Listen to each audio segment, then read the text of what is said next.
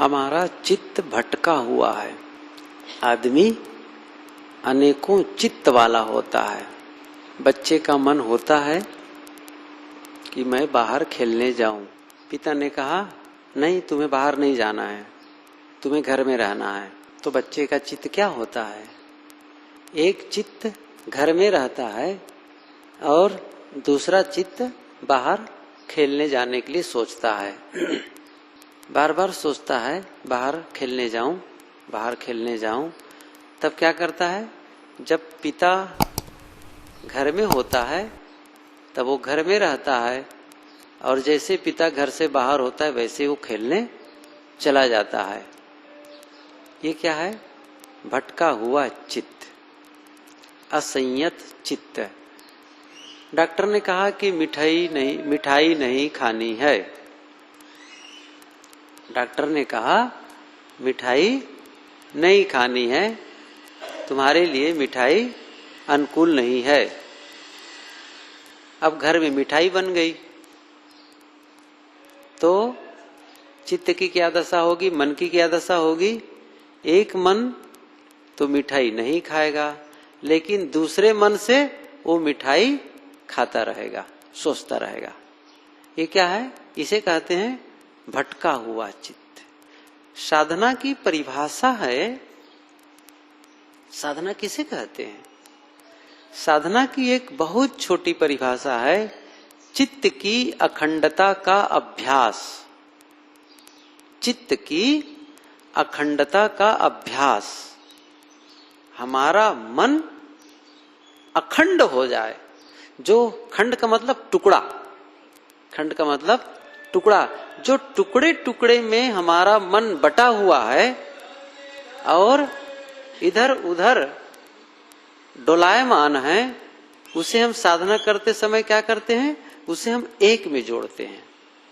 ध्यान के समय क्या करते हैं आप? अभी तो बहुत ही प्रारंभिक स्टेज है, बिल्कुल प्राइमरी स्टेज एकदम, इसलिए उसका अनुभव नहीं होगा। लेकिन हम क्या कर रहे हैं यहां पर बैठ करके? यही हमारा मन भागता है चारों तरफ। तब हम क्या करते हैं? उसको एक जगह लगाते हैं। जैसे एक बहुत बड़ा घेरा हो, बहुत बड़ा घेरा हो जिसमें चारों तरफ दीवार लगी हो और वहां एक गाय का छोटा बछड़ा छोड़ दो, तो क्या करेगा गाय का बछड़ा? दौड़ेगा। वो घेरे में चारों तरफ दौड़ेगा। लेकिन एक दूसरा काम क्या किए? एक खूंटा गाड़ दिए और गाय के बछड़े को एक रस्सी से बांध दिए। तब क्या हुआ? अब वो चारों तरफ नहीं दौड़ेगा। वो क्या करेगा? उसी खूंटे के चारों तरफ जितनी उसकी रस्सी की लंबाई है उसी में दौड़ेगा। ऐसा तो देखिए, पहले कितना दौड़ रहा था? दूर तक के पूरे घेरा में दौड़ रहा था। अब उसको क्या किया? हम छोटी जगह में ले आए तो दौड़ने की जो उसकी जगह है वो कम हो गई। ऐसे ही हमारा मन पूरा संसार में भटकता है। तब हम उसे अब क्या कर रहे हैं? एक खूंटा गाड़ दिए। मन को कहते हैं तुम्हें इसी सांस को देखना है। तो क्या हुआ? यह एक भटकाव को रोकने का एक आधार है। यह हमारा कोई उद्देश्य नहीं है, यह हमारी पूर्णता नहीं है कि हम पार हो गए, ऐसा नहीं है। ये क्या है? एक शुरुआती दौर है। तो होता क्या? जैसे हमारा मन 100 तरफ भटकता है, तब हम क्या करते हैं? उसको एक जगह लगा देते हैं। तो एक जगह जब लगा देते हैं तो कम से कम 99 से छुट्टी पा गए। अंतर को समझें, 100 और 1, तो एक जगह लगने पर 99 से छुट्टी मिल गई। सांस में लगा दिए, इसका मतलब इधर उधर जो भटक रहा है मन, इधर कभी घर द्वार, खेती बाड़ी, तमाम बाजार मकान, आदमी, वस्तुएं, इसके बारे में जो सोच रहा है, तब हम कहते हैं तुम अन्य विषयों पर न सोचो, केवल श्वास को देखो। तो क्या हुआ? वो एक जगह हमने उसको खूंटे में लगा दिया। ये क्या हुआ? साहब ने जैसा कहा है कि निराधार आधार ले जानी। निराधार ले आधार, निराधार आधार ले जानी। बीजक में एक पंक्ति है, निराधार को आधार से ही हम जान सकते हैं। आत्मा, जीव, ये क्या है? निराधार है। कैसे जानेंगे? सीधे आत्मा को पकड़ना चाहेंगे, नहीं आएगा पकड़ में। न हम आत्मा को हाथ से पकड़ सकते हैं, न आंख से देख सकते हैं, न कान से सुन सकते हैं, न जीभ से उसका स्वाद ले सकते हैं, न नाक से उसका गंध ले सकते हैं। तो आधार तो चाहिए ना, कैसे पहुंचेंगे वहां तक? जैसे एक नदी हो जिसमें बहुत तेज पानी बह रहा हो और बाढ़ आ गई हो, और आप चाहते हैं कि इस नदी से पार जाएं, तो क्या करेंगे? एक नाव पर बैठ जाते हैं, नाव में सवार हो जाते हैं, और फिर नाव के सहारे सहारे सहारे आप नदी को पार कर जाते हैं। और जब नदी पार हो जाती है तब क्या करते हैं? नाव को छोड़ देते हैं। कितना सरल रास्ता है।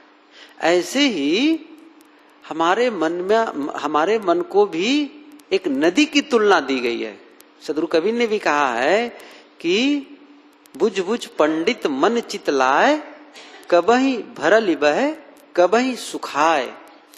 साहब जी मन के लिए बहुत से उदाहरण देते हैं। यहाँ तो नदी के उदाहरण देते हैं, कई जगह समुद्र भी कहते हैं। मन सायर मनसा लहरी, बूढ़े बहुत अचेत, कहीं कबीर ते बाँची हैं जाके हृदय विवेक। मन क्या है? समुद्र है।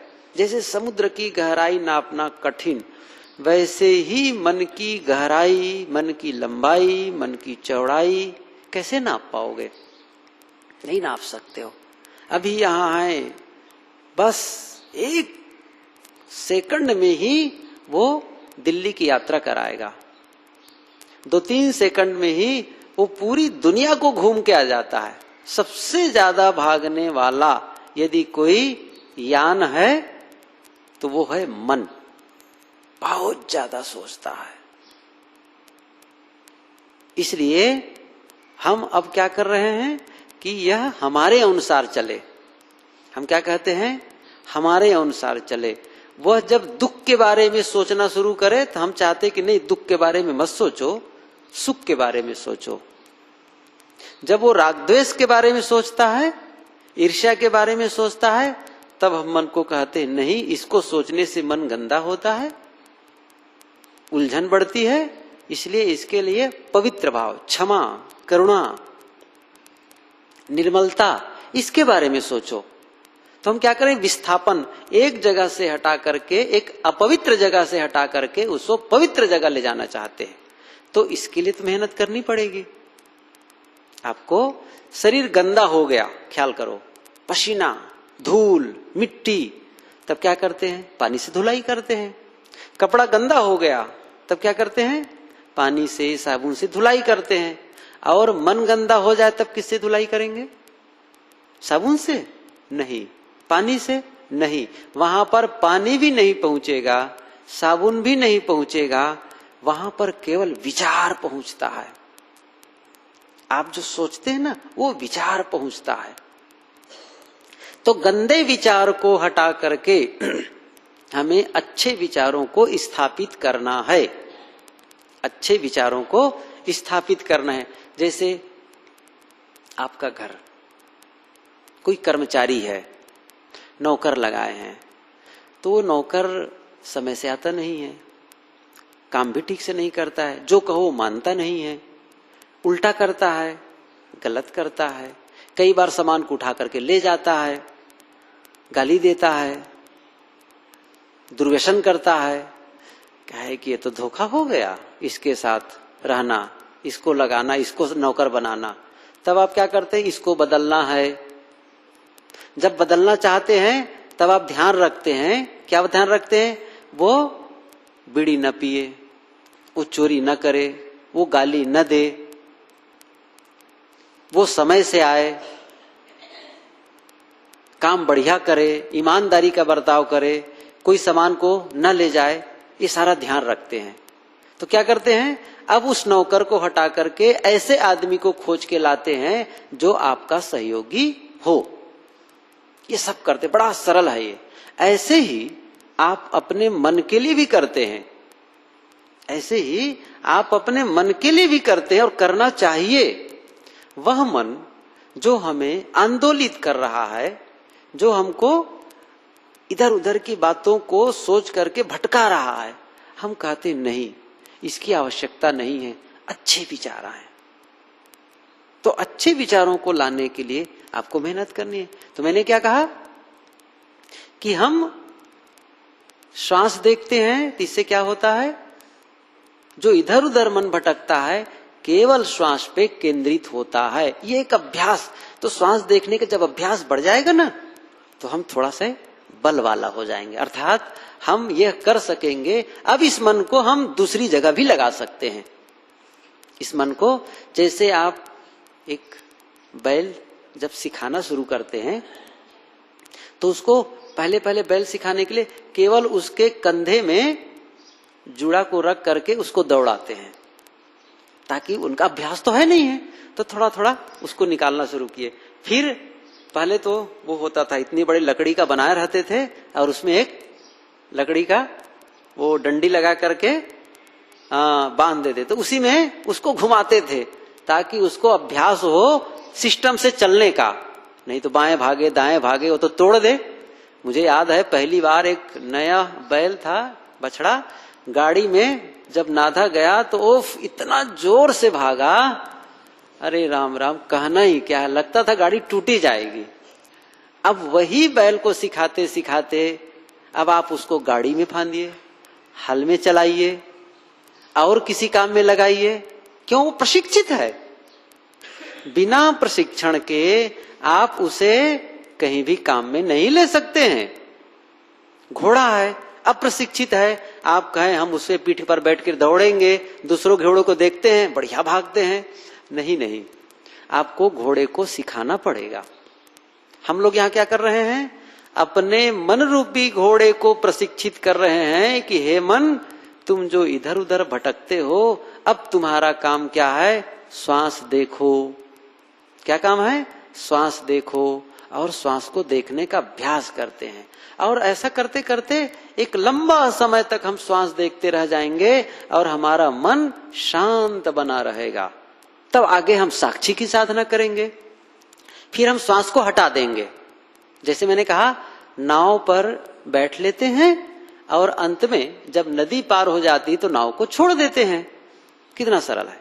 जैसे छोटा बच्चा है, जब चलना सीखता है तो माँ की उंगली पकड़ के चलता है, लेकिन जब वो चलना बंद कर देता है, वो सीख जाता है पूरा चलने का अभ्यास पूरा हो जाता है, तब क्या होता है, तब उसे उंगली पकड़ने की जरूरत नहीं रहती है।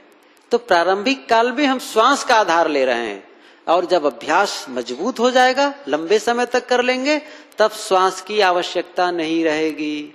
तब हम निराधार में स्थित हो जाएंगे।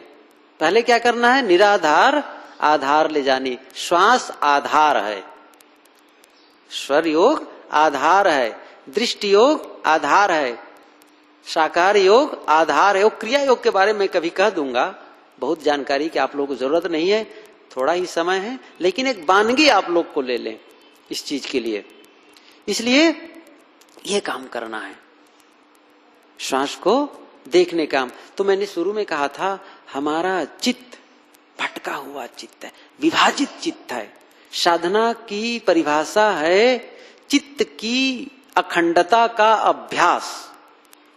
चित्त की अखंडता का अभ्यास, टुकड़े टुकड़े में न बटे हो हमारा चित्त, उसको जोड़ दे। जैसे पानी, मैं आपको बताऊं, ज्ञान और ध्यान दोनों के अंतर को समझें।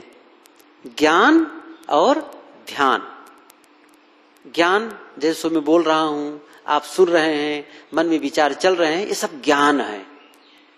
और ध्यान क्या है? बहना बंद हो जाए, प्रवाह बंद हो जाए। कैसे?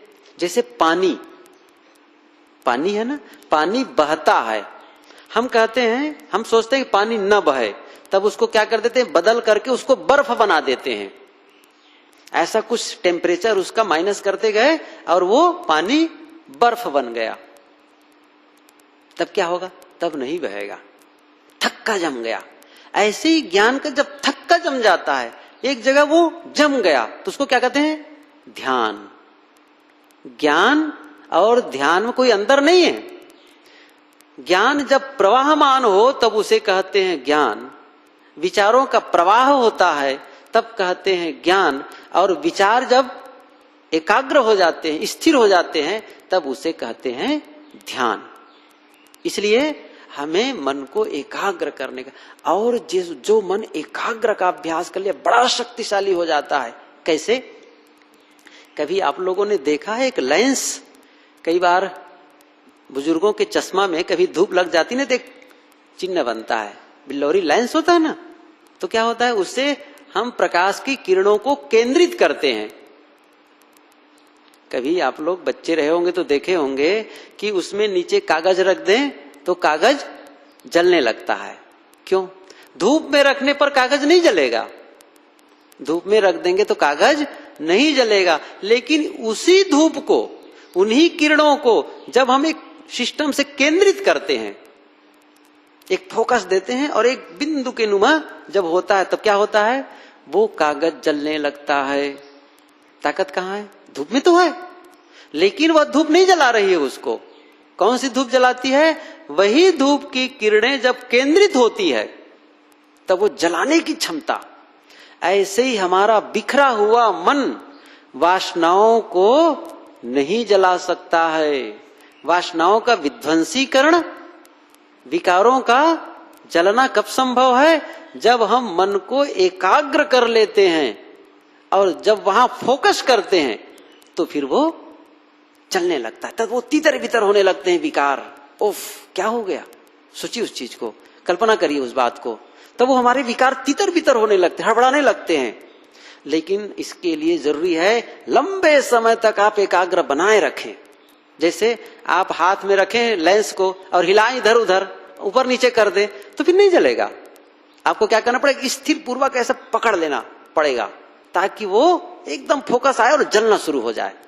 ऐसे ही अपने मन को भी एकाग्रता में साधना है, एकाग्रता के लिए, ताकि हमारे मन के विकारों को वो भस्मीभूत कर दे। ये नियम है, ऐसा नहीं हो जाएगा। जब गाड़ियां चलती हैं, जैसे आपके पास मोटरसाइकिल हो, पंखे हो, बिगड़ जाए या फिर उसमें कुछ रिपेयरिंग करना है, तो मैकेनिक आएगा, तब क्या आएगा? पहले पंखे को बंद करो, तब हम उसमें रिपेयरिंग करेंगे। ऐसा होता है ना? ऐसा थोड़ी कि पंखा चल भी रहा है और रिपेयरिंग कर दे। मोटरसाइकिल है, पहले मोटरसाइकिल मैं चला रहा हूं जी, और मैकेनिक को पीछे बैठा लो, तुम इसमें काम भी करते रहो। मैकेनिक कहेगा कैसे हो सकता है? मोटरसाइकिल को रोको, जब वो रुक जाएगी तब मैं उसमें काम करूंगा। रिपेयरिंग कब संभव है? जब वो रुक जाए। ऐसे ही जब मन रुकता है तब मन की रिपेयरिंग शुरू होती है। ऐसा नहीं हो जाता है। और इसीलिए लोग लंबे समय से साधना करते रहते हैं और मन के पचड़े में, मन के कचड़े में गंदा मन, उसका मन के सोचने का विषय गंदा विषय होता है। ईर्ष्या और द्वेष के विषय होते हैं, परदोष दर्शन के विषय होते हैं। ऐसा उनका विषय होता है सोचने का। लेकिन जो साधना करके आगे बढ़ता है वो इन विषयों पर नहीं सोचता है, वो सोचने का ढंग ही बदल जाता है, सोचने का सब्जेक्ट ही बदल जाता है। गंदा मन गंदा विषय लेकर के सोचता है। हम लोगों को ऐसा नहीं करना है। हम लोग करना है हमारा सोचने का सब्जेक्ट भी ऐसा पवित्र हो कि अपने लिए हितकर हो। इसलिए अच्छे विचार, मैं सोचने के विषय में भी एक दिन कहना चाहूंगा, हम अपनी सोच को कैसे बदलें और हमारी सोच हमको कितना प्रभावित करती है और दूसरों को भी कैसे प्रभावित करती है और कैसे उसको बदल सकते हैं, ये बहुत आवश्यक है यदि आप अपने मन को, अपने जीवन को पवित्र करना चाहते हैं तो। बहरहाल मैं चित्त की अखंडता के विषय में कह रहा था कि हमारा चित्त जो भटका हुआ है उसे हमें अखंड बनाना है। खंड खंड है, उसे हमें अखंड बनाना है। सोचिए, एक गाड़ी हो, एक गाड़ी हो, एक तरफ बैल फांद दे और दूसरे तरफ भी बैल, क्या दशा होगी उस गाड़ी की? कहां बढ़ेगी वो, कहां जाएगी? दोनों तरफ से बैल खींच रहे हो तो फिर बढ़ना कहां है ना कठिनाई उसमें। ऐसे ही हमारा मन कभी इधर कभी उधर। एक कहानी बताऊं। एक सेठ जी था, श्रेष्ठ जिसे कहते हैं सेठ जी। अब उसकी 2 पत्नी थी। एक के पत्नी में बड़ा संकट है और 2 पत्नी का तो फिर पूछना क्या है, वही लोग जाने जो अनुभवी हैं। तो 2 पत्नी, तो 2 तल का मकान था, तो एक पत्नी ऊपर रहती थी और एक पत्नी नीचे रहती थी। तो सेठ जी एक दिन ऊपर जाता था, रहता था, एक दिन नीचे रहता था। वहां खाना, वहां सोना, वहां रहना, ऐसा। एक दिन नीचे रहता था। एक दिन क्या हुआ, सेठ जी भूल गए कि आज नंबर नीचे का है और वो ऊपर चढ़ने लग गए। जब ऊपर चढ़ने लग गए तो नीचे वाली जो उनकी पत्नी थी उसके पैर पकड़ लिए। आज तो नंबर नीचे का है, ऊपर कैसे जा रहे हो? ऊपर वाली ने देख ली, कहे जब ऊपर आ ही गए हो तो ऊपर आ जाओ। तो हाथ पकड़ के खींच रही है और ये नीचे वाली पैर पकड़ के खींच रही है। सोचो एक हाथ पकड़ के खींच रही है और नीचे वाली पैर पकड़ के खींच रही है। सोचिए उस सेठ की क्या दशा होगी। उसकी तो एक ही पत्नी है, 2 ही पत्नी है, जिसके खींचने से सेठ की संकट स्थिति आ गई है। और हमारी मनोवृत्तियों की क्या दशा है। हमारी मनोवृत्तियां उफ न जाने कहां कहां खींचती है। ऐसी स्थिति में क्या होगा मन। इसीलिए योग दर्शनकार कहते हैं योगस्य चित्त वृत्ति निरोधः। चित्त की वृत्तियों का निरोध योग है। मैं योग दर्शन की सूत्र नहीं इसलिए कहता हूं, थोड़ा वो क्लिष्ट है, उसके लिए एक स्तर चाहिए समझने के लिए। मैं बहुत अधिक से अधिक सरल करके बताना चाहता हूं आप लोगों को। मैं उन्हीं सब शास्त्रीय शब्दों को भी शास्त्रीय में नहीं कहता, शास्त्रगत नहीं कहता हूं, मैं देहाती ढंग से कहता हूं। शास्त्रों की बातें कहने लग जाऊं तो कहेंगे कुछ समझ ही नहीं आता है क्या है। इसलिए मैं जानबूझ करके उसको छोड़ता हूं ताकि आप लोग को उदाहरण देता हूं, आप लोग समझे इस चीज को और समझने की चेष्टा करें। मन को कुछ ऐसा स्तर में ले जाएं ताकि इन बातों को एकाग्रता से सुने जो हमारे काम लायक है। इसलिए मैं आप लोगों को बैल का उदाहरण दे रहा हूं, नाव को उदाहरण दे रहा हूं ताकि आप उसे समझ सके। तो मन आज के विषय क्या रहा, आज इतना ही। हम अपने चित्त को अखंड बनाएं, चित्त को टुकड़े टुकड़े में। जैसे एक और दूसरा उदाहरण दूं, थोड़ा सा पानी वहां, थोड़ा पानी वहां, थोड़ा पानी वहां, थोड़ा पानी यहां, तो धारा बनेगी नहीं। और सभी पानी को इकट्ठा कर देंगे तब धारा बन जाएगी। ऐसे ही ज्ञान को धारा प्रवाही बनाना है, एक विषय पर चलाना है, तब हमारा मन कितना बलवान होगा उसके बारे में सोचे। और यह काम सब लोग कर सकते हैं। यह नहीं है हम तो स्त्री जात हैं नहीं कर सकते, हम तो किसान हैं, हम तो अनपढ़ हैं, नहीं, सब कर सकते हैं। बड़ा सरल है ये काम करना। इसलिए इस काम में सब लोग लगे।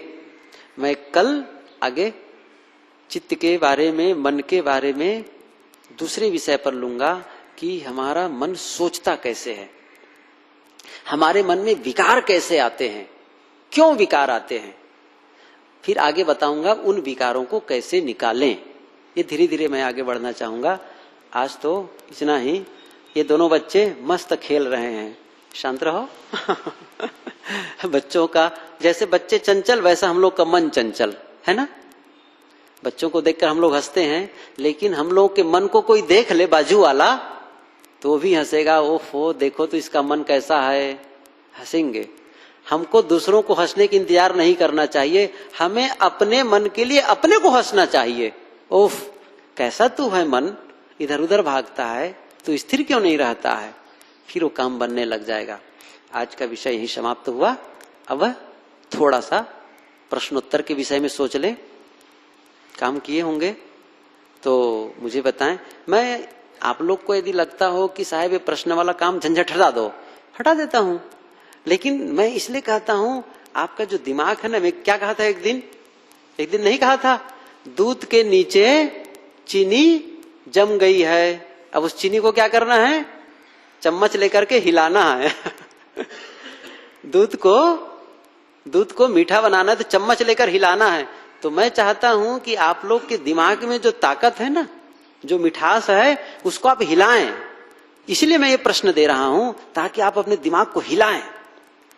और ये आपके जीवन से संबंधित है, ये नहीं कि कोई आकाशीय प्रश्न है। मैं नहीं पूछ रहा हूं जड़ चेतन के भेद लिखो, षड भेद लिखो, ये नहीं कहता हूं। आपको हैरानी पड़ जाएंगे। इसलिए लिखना क्या है, मैं ध्यान क्यों कर रहा हूं। फिर बात आई ध्यान, मन की शांति के लिए मुझे क्या करना चाहिए, मतलब यह करना चाहिए, यह कहा था, इसका मतलब वही है।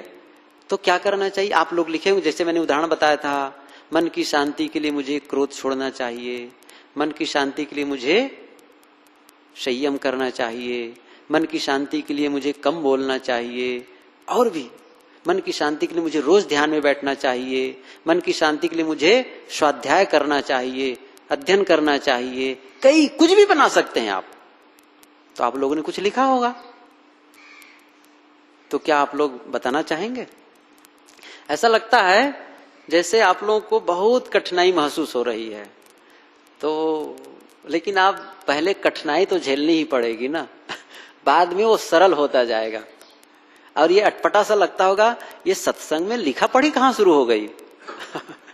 सत्संग में ये लिखा पढ़ी का झंझट कहां है। वो एक तरफा होता है ना, सत्संग एक तरफा चलता था। अब कबीर साहब जी ने क्या कहा सत्संग की परिभाषा, अपनी कहे मेरी सुने, सुन मिल एकै होए। अपनी मैं कह रहा हूं, आप भी अपनी कहें और सुन मिल करके एक हो जाएं, तब तो काम बना। और आप कहें नहीं जी हम तो भगत ही बने रह जाएंगे, हमारा मन तो गंदा ही बना रहेगा, नहीं, यह सत्संग का फल नहीं है। सत्संग का फल है आप ऊपर उठे और ऊपर उठे और ऊपर उठते, क्रम क्रम अपने आप को ऊपर उठाते जाएं। मन की शांति के लिए मुझे सद्ग्रंथ का आधार और संतों का सत्संग करना चाहिए और विशेष ध्यान करना चाहिए।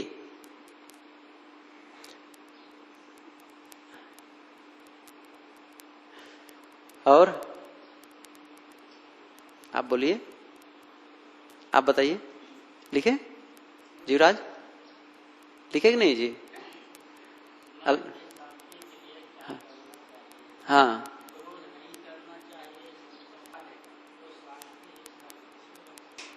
हाँ, आपने अच्छी बात लिखी, लेकिन पहले मैं जो कहना चाहता हूं थोड़ा और क्लियर होना चाहिए। शायद मैं ये बात क्लियर नहीं कर पाया। हमको यह करना, ऐसा करना चाहिए, वैसा नहीं, मुझे क्या करना चाहिए। देखिए, आपको अपने ऊपर केंद्रित करना है, सारा फोकस अपने ऊपर। आप विकास कैसे कब कर पाएंगे? जब सारा फोकस अपने ऊपर हो। अभी हमारा फोकस लोगों पर है। हम देख रहे हैं कि वो क्या कर रहा है, वो क्या कर रहा है, वो किससे बात करता है, वो किससे बात नहीं कर रहा है, कब बात कर रहा है, कब नहीं करता है, कैसे बात करते, कैसे मिलता है, सारा फोकस लोगों पर है। अब क्या करना है यहां पर? फोकस अपने पर। मैं क्या कर रहा हूं, मुझे क्या करना चाहिए, ये ध्यान दीजिए। साधना में क्या होगा? आत्म केंद्रित होना पड़ेगा। और जब आत्म केंद्रित बढ़िया से हो जाएंगे, जब आप पर केंद्रित होंगे, अर्थात दूसरों को जब देखेंगे, तो आपका चश्मा बदल जाएगा। फिर आपको देखने का सिस्टम बदल जाएगा। फिर अभी आपका देखने का जो सिस्टम है ना, वो इतना गंदा है, इतना गलत है अभी, कि आप किसी भी आदमी के लिए कुछ भी सोच लेते हैं, मूल्यांकन करते। मैं इस विषय पर भी समय से कहना चाहूंगा, ये तो मैं एक सूत्र बता रहा हूं, कभी कहूंगा। तो हम जब अपने पर केंद्रित होते हैं तो हम कहते हैं, हड़बड़ाते हैं हम, अरे मुझे यह करना चाहिए, मुझे क्या लगता है, मुझे लगता है, क्या मुझे लगता है कि क्रोध छोड़ना चाहिए? ऐसा लगता है क्या? मुझे लगता है कि मुझे संयम करना चाहिए? ऐसा लगता है? ऐसा लगता है तो लिखें, ये करना चाहिए, ये करना चाहिए। नहीं, कुछ तो 1, 2, 3 पॉइंट जो भी आए वो लिखें। फिर आगे बताता हूं। हाँ, और जीवराज जी कुछ लिखे? क्या लिखे? कुछ तो लिखो गलत से। क्रोध नहीं करना चाहिए, ठीक है। ईमानदारी से करना चाहिए। अध्यक्ष महोदय, वाह, पर्चा अब निकाल रहे हैं। माता जी वहीं से बोल दो ना। कम से कम मुझे इस बात की प्रसन्नता है कि आप लोग होमवर्क कर रहे हैं, अर्थात आप घर में भी बैठ के सोचते हैं कम से कम इस विषय पर। क्या होता है, नहीं सत्संग से गए पल्लड़ झाड़ कथा। मैं चाहता हूं कि केवल सत्संग इस हाल में ना हो, आपके मन में भी सत्संग चले। मैं क्यों प्रयास कर रहा हूं, यह नहीं है कि आप यहां बैठे तब सत्संग, बाकी समय बत्संग, नहीं। आप कभी घर में भी अपने सत्संग में लगाएं। या जब लिखते हैं ना प्रश्न, आप 10 मिनट के लिए भी इसमें टाइम लगाए होंगे तो आपका मन कितना अच्छा रहा होगा, इस चीज को सोचिए। आप आपको विवश, मैं विवश करता हूं, इसीलिए आपको सोचने के लिए विवश करता हूं कि आप ऐसा करें। और यह अभ्यास जब हो जाएगा ना, अपने आप आपको अच्छा लगने लगेगा। लेकिन अब कोई साथ चलना ही नहीं चाहेगा तो कौन क्या करेगा। मैं चाहता हूं कि आप लोगों को साथ लेके चलूं। बहरहाल, मन की शांति के लिए मुझे यह करना चाहिए, संत की संगत करने और सद्ग्रंथ पढ़ने में मन से शांति मिलती है। ऐसा उत्तर नहीं चाहता हूं मैं, वो मिलती ठीक है, मुझे क्या करना चाहिए। या तो आप लिखिए मुझे संत की संगत करना चाहिए, या मुझे सद्ग्रंथ पढ़ना चाहिए, ये सही उत्तर है। ये आप लिखिए, ठीक है, लेकिन उसको क्या लिखना है, आपको अपने लिए लिखना है। किसके लिए लिखना है, ये होता है अन्य पुरुष। अब व्याकरण तो नहीं पढ़ाऊंगा, उत्तम पुरुष, मध्यम पुरुष और अन्य पुरुष। मैं या वह को करना चाहिए, उसको करना चाहिए। ये क्या है, शांति मिलती है, इसको करना और सद्ग्रंथ पढ़ने से मन को शांति मिलती है। मिलती है एक सामान्य चर्चा, यह चर्चा नहीं, उस चर्चा को कहां करना है, अंदर। जो बाहर की चर्चा है उसको क्या करना है, अंदर। अब अपने लिए प्रश्न उठाना है, मुझे क्या करना चाहिए, तब उसके अनुसार क्या लिखना है, मुझे मन की शांति के लिए सद्ग्रंथ पढ़ना चाहिए, मुझे मन की शांति के लिए संत सत्संग करना चाहिए। एक उत्तर आया इस ढंग से, ऐसा चाहता हूं। वैसे उत्तर गलत नहीं है, लेकिन इस उत्तर को आप मोड़िए अपनी ओर, ये मैं कहता हूं। हाँ अध्यक्ष साहब,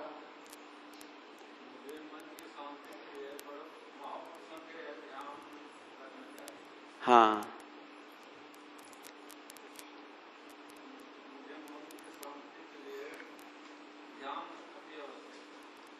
अवश्य, फिर वही बात बदल दी, पहले बढ़िया लिखे थे। देखिए मैं जो कहना चाहता हूं उसको समझिए, आप लोग सब पढ़े लिखे हैं ना, अनपढ़ तो है नहीं। फिर पहले कहे थे मुझे मन की शांति के लिए संत महापुरुषों का ध्यान करना चाहिए, है ना। फिर आप क्या कह रहे हैं, दूसरा क्या कहे, अब फिर वही बात, आवश्यक क्यों कहते हैं, ध्यान करना चाहिए लिखो। फिर बदल दिया, आवश्यक है, आवश्यक नहीं, मुझे चाहिए क्या। मेरी बात समझ रहे हैं, मैं कहना क्या चाहता हूं, ठीक है ना। आप लिखे, हिलाए कि नहीं, चम्मच से थोड़ा से हिलाए कि नहीं हिलाए। हाँ, ये सब करना चाहिए, अध्ययन। लेकिन ठीक है, हाँ उठा, अंदर बाहर वृत्तियों को संयम करना चाहिए। देखिए जोड़िए इसमें मुझे, देखिए मैं बार बार क्यों कहना चाहता हूं इसको बताऊंगा अभी, मैं क्यों ऐसा कह रहा हूं, इसका एक अर्थ है। ऐसा नहीं कह रहा हूं कि हवा में बाण फेंक रहा हूं। मन वाणी कर्मों का संतुलन हर क्षण बनाए रखना चाहिए, ठीक है। अब ये बातें खत्म, मैं बताता हूं क्यों। ये जो आप कह रहे हैं ना कि मुझे यह करना चाहिए, यह करना चाहिए, यह अपने आप से वादा करना है। क्या कर रहे हैं, अपने आप से वादा करते हैं, कमिटमेंट करते हैं। क्या कर रहे हैं, मुझे यह करना चाहिए, इसका मतलब आप वादा, एक संकल्प, मुझे यह करना चाहिए। अभी तक तो वादा ही नहीं करते थे। जैसे मैं धमतरी में 10 बजे मिलूंगा, वादा किए तो आपके मन में मुझे मिलना चाहिए, वादा किए तब। अभी तक तो वादा ही नहीं किए थे, मुझे सत्संग पढ़ना चाहिए, किए थे, नहीं किए थे। मुझे यह करना चाहिए, वादा ही नहीं किए थे, कोई कमिटमेंट हुआ ही नहीं था। कैसे होगा, तो फिर धक्का नहीं देगा वो भीतर वाला। तब आप अपने आप से जब कमिटमेंट करेंगे तो फिर वो जो आपका कमिटेड है हुआ है, जो आपका वादा हुआ है, आपने अपने आप से वादा किया है, वो आपको ढकेलेगा। फिर अरे तुमने वादा किया है अपने से, तुम क्यों पीछे हटते हो, तो वो धक्का देगा। अच्छा, थोड़ा सा मैं और चर्चा करूं। जो चाहिए शब्द आप लोग लिखे हैं ना, ध्यान दीजिए मैं क्यों चाहिए लिखवाता हूं। ये जो चाहिए शब्द है ना, सबको गलत साबित कर रहा है। हम सबको गलत साबित कर रहा है। या तो हम गलत थे, या गलत हैं, या गलत होने वाले हैं। साबित कर रहा है कि नहीं? ख्याल करो फिर से। ये जो चाहिए शब्द है गलत साबित कर रहा है। मुझे क्रोध छोड़ना चाहिए, इसका मतलब आप क्रोध कर रहे हैं। गलत है कि नहीं है? मुझे ध्यान करना चाहिए, इसका मतलब ध्यान नहीं कर रहे हैं।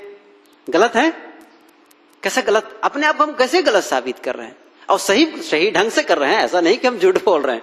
देखिए, दूसरों के आंख में धूल झोंक सकते हैं, दूसरों की आंखों में हम धूल झोंक सकते हैं, लेकिन अपने आप को धोखा नहीं दे सकते। इसलिए मैं बार बार कह रहा हूं, आप अपने से ईमानदार रहिए। ये बेहद महत्वपूर्ण है।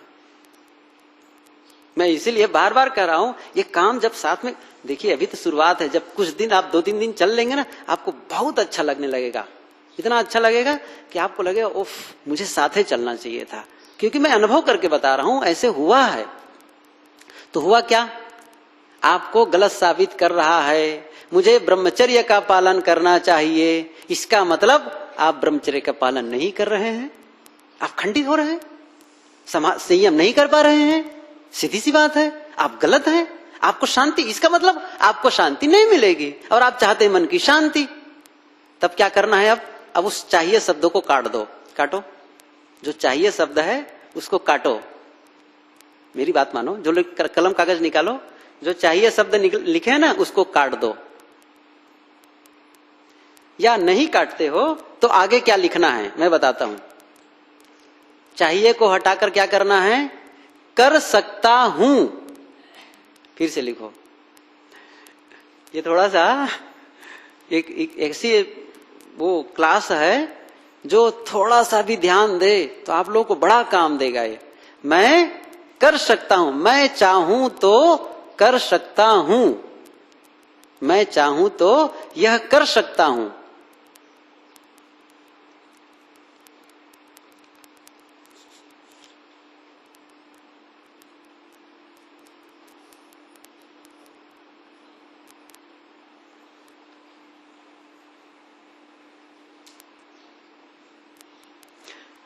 अब देखिए, कर सकता हूं। अब क्या करेंगे?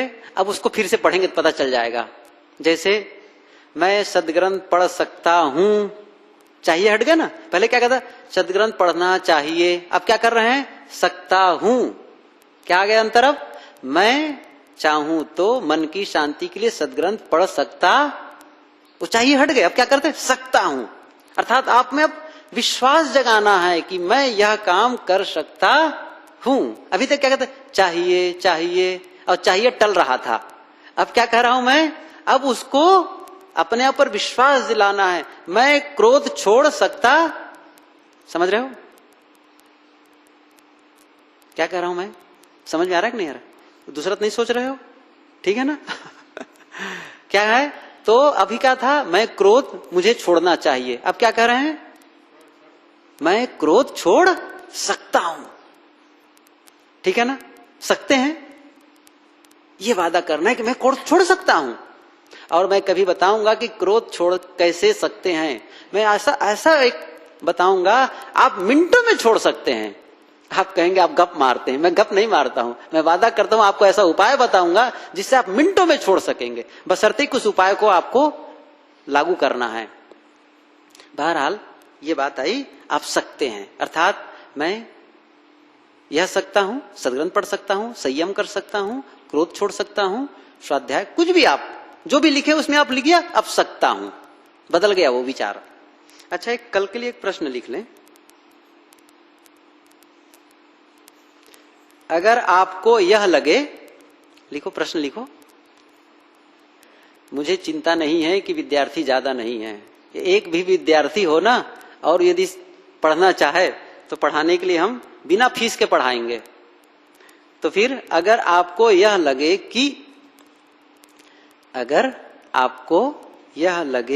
कि कोई भी पसंद नहीं करता, अगर आपको लगे कि आपको कोई भी पसंद नहीं करता, अगर आपको लगे, जैसे उसको दूसरे ढंग से भी लिख सकते हैं, मुझे लगता है कि मुझे कोई भी पसंद नहीं कर रहा है, तब आप क्या करेंगे? तब मैं क्या करूंगा? फिर से मैं बोलता हूं, आप लोग ध्यान दीजिए।